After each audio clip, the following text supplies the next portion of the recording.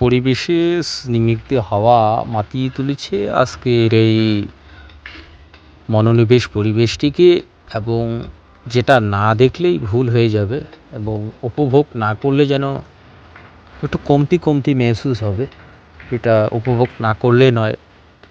তো আজকে আমরা এসেছি, এই ব্রিজটির নাম হচ্ছে আমচু ব্রিজ, যেটা ভুটান, বাংলা, আসাম, বিহার সব জায়গায় মানুষ এসে ভিড় জমান, এবং বিশেষ করে শীতকালে এটা টুরিস্টদের জন্য একটা যেন কলিজার টুকরা হয়ে যায়, সেরকম জায়গায় এসেছি আমরা আজকে একটু মনটাকে সান্ত্বনা দেওয়ার জন্য।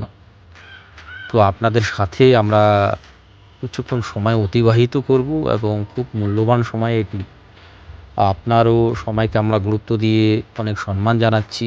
আপনারা আমাদের পাশেই থাকবেন এবং ভিডিওটিকে দেখবেন এবং কমেন্ট মাধ্যমে জানিয়ে দেবেন যে ভিডিওটা অ্যাকচুয়ালি কেমন হয়েছে।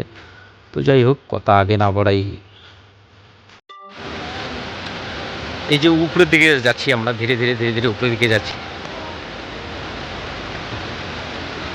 সুন্দর পাহাড়ের দৃশ্যটা কি সুন্দর হয়েছে। হালকা রৌদ্র উঠে গেল, আবার রৌদ্র উঠলে তো আবার ভালো হয়।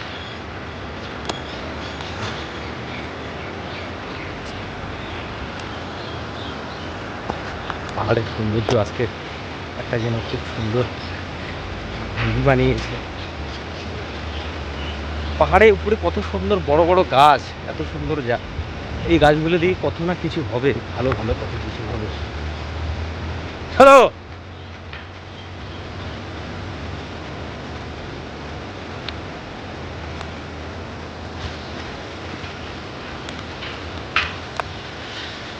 আচ্ছা, লোক একদম কম হয়েছে এই জায়গা হিসেবে, লোক আরো বেশি হতে লাগে, কিন্তু লোক একদম কম।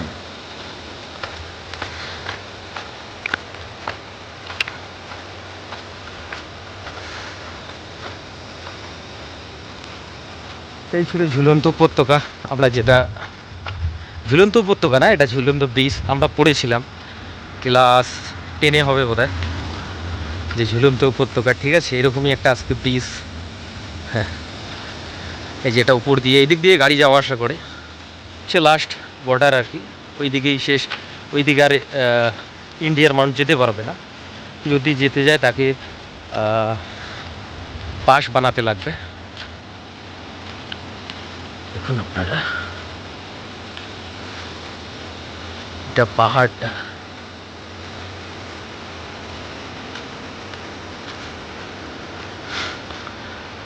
পাহাড়টা সাইডে। আর হ্যাঁ বন্ধুরা, আপনাদের একটা খুব গোপন তথ্য দিয়ে থাকি, যে এই যে ব্রিজটি আপনারা দেখতে পাচ্ছেন, এখানে বাংলা চলচ্চিত্র এবং সিনেমা জগতের নায়ক এবং নায়িকারা এসে তারা মন মাতিয়ে শুটিং করে যায়।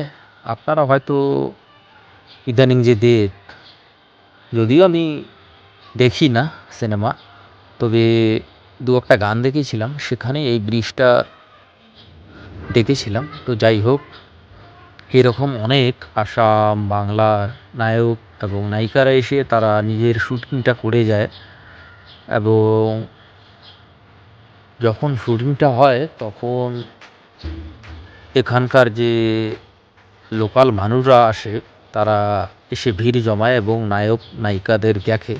তো যাই হোক, সেটা আলাদা টপিক। আমরা আজকে যে পরিবেশটা কথা বলছি, এই পরিবেশটা শীতকালে যদি আপনারা কেউ আসেন, তাহলে গরম যে কালটা আছে তার থেকে অনেক অনেক অনেক গুণে সুন্দর। মানে শীতকালে একটা নাতিশীতোষ্ণ যে একটা আবহাওয়া থাকে, একটা সুষমা একটা এত সুন্দর ওয়েদার, ওই ওয়েদারে এই পুলটিকে আরও একটা মানে যেন দর্শকদের মন কাড়া, একদম একটা মনের একদম সুকুন যে একটা পয়েন্ট থাকে, সেখানে মনে হয় গিয়ে নক করে। তো যাই হোক, আহা, ওয়াও।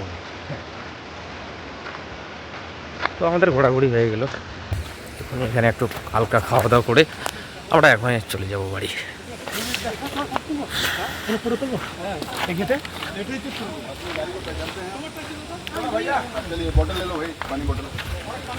বড়দা চলো। দোকান আছে এখানে খাওয়া দাওয়া করার। জলের বোতল না সারের ইসে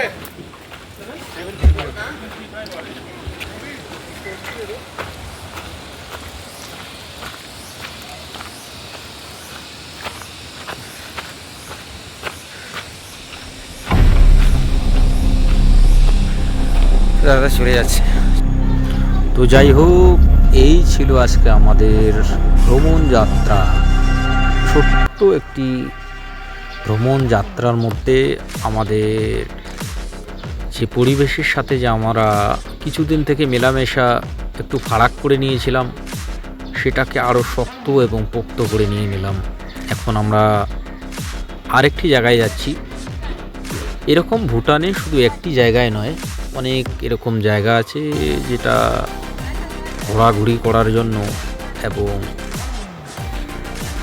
খারাপ মনটাকে পুনরায় ভালো করার জন্য এবং দুশ্চিন্তা, খারাপ পরিবেশ এবং সব কিছু থেকে ফারাক হয়ে এই পরিবেশের সাথে আমরা যখন মিশে যাই, তখন আমরা যেন নতুন একদম ফ্রেশ মাইন্ডের একজন ভালো মানুষ রূপে আবার এই পৃথিবীতে নতুনভাবে আসি। সবাই আসবেন, দেখবেন, এই আশা রাখছি।